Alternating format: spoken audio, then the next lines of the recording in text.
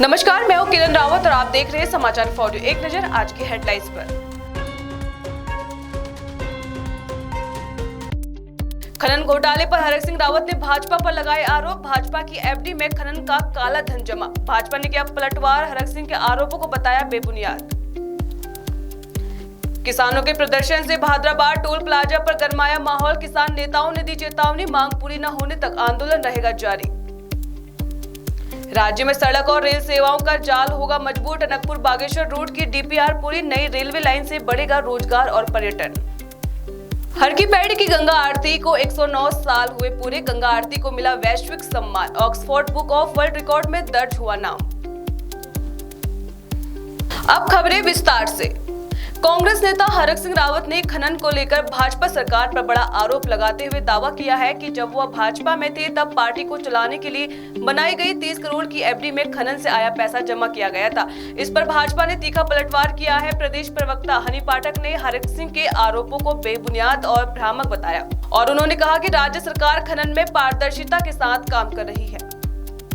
देखिए, हरक सिंह रावत जी जो आरोप लगाए हैं, उन्होंने सरकार पर आरोप नहीं लगाया, उन्होंने अपने पर आरोप लगाया है कि वो किस प्रकार से खनन माफियाओं से कमीशन अपना बांधे हुए थे और खनन माफियाओं का किस प्रकार का वो कार्य करते थे, वो कितने बेईमान हैं, उन्होंने अपने ऊपर आरोप लगाया। और हरक सिंह रावत जी के लिए पहली कहावत और बेस्ट कहावत है कि उतर गई लोई तो क्या करेगा कोई। उनको यही नहीं पता है कि आज तक में कोई भी पार्टी बिना किसी पार्टी फंड को जनरेट किए, डोनेशन लिए बिना नहीं चल पाती है। देश भर में डंका बजाया। खनन नीति ने तुम्हारा घर भर दिया, तुम्हारा भंडार भर दिया बीजेपी का। और मैं सच कहूं, जो 30 करोड़ रुपया एफडी बनी है भाजपा को चलाने के लिए, मैं भी उसमें वन मंत्री था, मैंने भी 1 करोड़ से अधिक दिया उसमें पैसा। सब खनन माफियाओं से सुतला के दिया मैंने भी। मेरे पे भी दोस्त है, मैं तो कह रहा हूं मेरी भी जांच होनी चाहिए। आप जांच करा लो। वो 30 करोड़ रुपया की जो एफडी बनी है भाजपा की जो 30 करोड़ की एफडी बनी है पार्टी चलाने के लिए बैंक में, उसमें किस किस ने पैसा दिया है ईडी जांच कर ले। पूरी भाजपा जेल में होगी अगर ईडी ईमानदारी से जांच कर दे तो। हरिद्वार के भादराबाद टोल प्लाजा पर किसानों का धरना और उग्र हो गया है। धरने को मजबूती देने के लिए भाकी प्रवक्ता राकेश टिकैत खुद मौके पर पहुंचे। किसान नेताओं का कहना है कि जब तक मांगे पूरी नहीं होती आंदोलन जारी रहेगा। किसानों की समस्याओं और उनकी मांगों को लेकर ज्वालापुर विधायक रवि बहादुर किसानों के बीच पहुंचे, जहां उन्होंने भाजपा सरकार पर निशाना साधा। फिलहाल टोल प्लाजा पर भारी पुलिस बल तैनात है और प्रशासन हालत पर नजर बनाए हुए है। मैं गाजीपुर बॉर्डर पर 13 महीने धरना रहा था, अभी वो पता नहीं कितने दिन रहेगा। और चंगाए जनता ने सारा लूट दिया इस सरकार ने जनता को सारी। जीएसटी के द्वारा, वाहन खत्म करने के द्वारा, पेट्रोल द्वारा, डीजल द्वारा, तमाम महंगाई के द्वारा जनता को कुछ नहीं बचा। अब जो आवाज होगा उस पर अच्छे हो जाओगे। ये जिस तरीके का घटनाक्रम कल यहाँ हुआ वो ठीक ही नहीं हुआ। इस तरीके से देहरादून राजधानी है हमारे प्रदेश की, वहाँ सभी किसान मजदूर को जाने का अधिकार है, लेकिन जिस तरीके से सरकार के इशारे पर यहाँ प्रशासन ने किसानों को रोका, उन पर लाठियाँ चलाई, वो दुर्भाग्यपूर्ण है। और हम तो अपनी मांग को लेकर देहरादून जा रहे।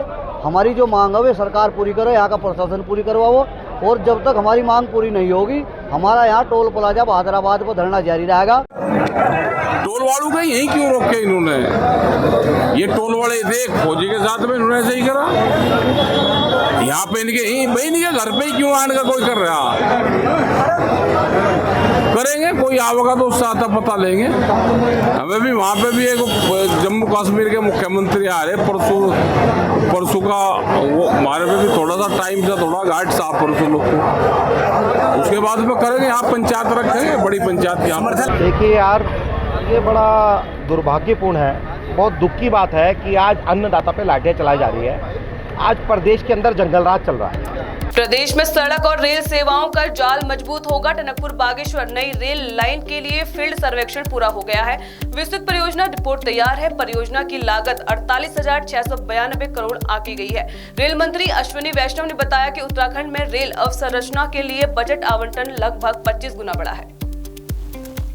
खंड राज्य में जिस प्रकार से केंद्र सरकार और राज्य सरकार लगातार उत्तराखंड को विकसित करने की दिशा में निरंतर आगे बढ़ रही है, उसी के तहत ये रेलवे परियोजना के तहत उत्तराखंड में सर्वांगीण विकास को लेकर ये बहुत ही महत्वपूर्ण कदम उठाया जा रहा है। अभी हाल में ही 40,484 करोड़ से ऊपर के अधिक का बजट रेल मंत्रालय से हमारे उत्तराखंड को मिला है। हरिद्वार रेहड़ी पटरी के लघु व्यापारियों ने अपनी 5 सूत्रीय मांगों को लेकर लघु व्यापार एसओ के प्रांतीय अध्यक्ष संजय चोपड़ा के नेतृत्व में जुलूस निकाला। नगर निगम के खिलाफ नारेबाजी करते हुए बिरला चौक से स्वतंत्रता सेनानी पार्क तक नारेबाजी करते हुए जोरदार प्रदर्शन किया।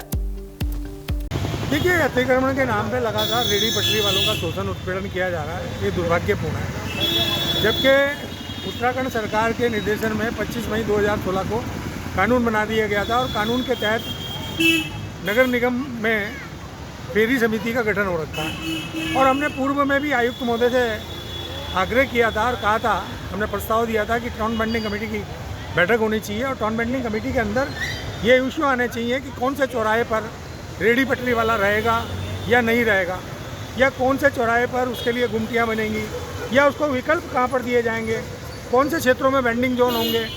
और सबसे बड़ी बात यह है विडम्बना कि आज रेहड़ी पटरी वाला अपनी शिकायत लेकर जाए तो कहाँ जाए। तो हमने मांग की है माननीय मुख्यमंत्री जी से कि पूरे उत्तराखंड के जितने भी निकाय हैं उनमें शिकायत निवारण समिति के गठन होना चाहिए।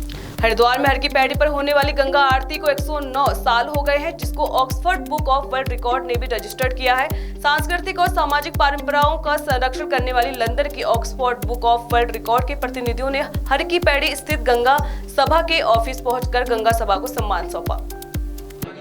The Oxford book of world record में हम दर्ज हुए हैं। निश्चित रूप से ये बहुत बड़ी हम सनातनियों के लिए उपलब्धि है कि हम विषम परिस्थितियों में भी अपनी धार्मिक परंपरा, अपनी व्यवस्थाओं से नहीं हटते।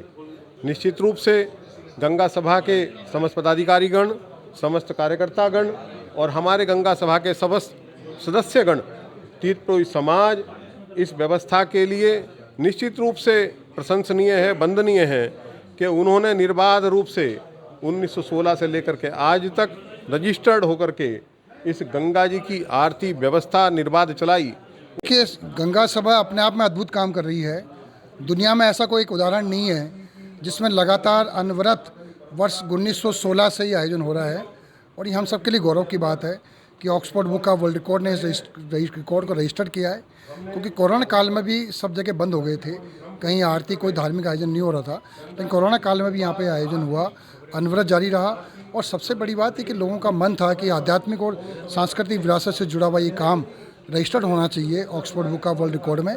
तो आज Oxford book of world record ने इसको रजिस्टर्ड किया है और आने वाले समय में ये अपने आप में एक नया रिकॉर्ड बना है जो कभी किसी भी और संस्था के माध्यम से ना तो बन सकता, ना को बन पाया, ना को बन पाएगा, क्योंकि रिकॉर्ड ऐसा रिकॉर्ड जो टूटने वाला नहीं है। रुड़की के ग्राम गोवर्धनपुर में 17 वर्षीय नाबालिग अंशुल का शव गांव के पास एक खेत में पेड़ से लटका मिला। अंशुल गुरुवार शाम किसी से फोन पर बात करते हुए घर से निकला था और वापस नहीं लौटा। शुक्रवार तड़के ग्रामीणों की सूचना पर पुलिस मौके पर पहुंची और शव को कब्जे में लेकर पंचनामा कर पोस्टमार्टम के लिए भेजा। फोरेंसिक टीम ने भी मौके से नमूने जुटाए हैं। एसपी देहा शेखर चंद्र सुयाल ने बताया कि मामले की जाँच की जा रही है और सभी पहलुओं पर ध्यान दिया जा रहा है। कि 17 साल का बालक है। पुलिस को मॉर्निंग आवर में सूचना मिली थी, जिसमें हमारा चौकी इंचार्ज गोवर्धनपुर है, उसने रिस्पॉन्स किया तो बॉडी पेड़ से लटकी हुई थी। प्रथम दृष्टया सुसाइड का ही मामला लगा है। बाकी परिजनों से पूछताछ जारी है कि ये ऐसा क्यों हुआ होगा। पंचायतनामे की कार्रवाई हो गई, बॉडी को पोस्टमार्टम के लिए भेजा गया है। बाकी परिजनों से और सारे तथ्य एक बार इकट्ठा करके एग्जैक्ट चीज की क्या कारण होगा। और फिलहाल अभी कोई कंप्लेन पुलिस को नहीं मिली है किसी। ये इन्हीं तथ्यों पर, क्योंकि परिजन अभी खुद भी स्पष्ट बताने की स्थिति में नहीं है, तो वो पड़ताल का सब्जेक्ट है। जैसे चीजें क्लियर होती है और हमें कोई तहरीर मिलती है, हम उसमें इमीडिएट आगे पब्लिक लीगली रिस्पॉन्स करते हैं। इस बुलेटिन में फिलहाल इतना ही। उत्तराखंड की तमाम बड़ी खबरों से जुड़े रहने के लिए देखते रहिए समाचार फॉर यू। नमस्कार।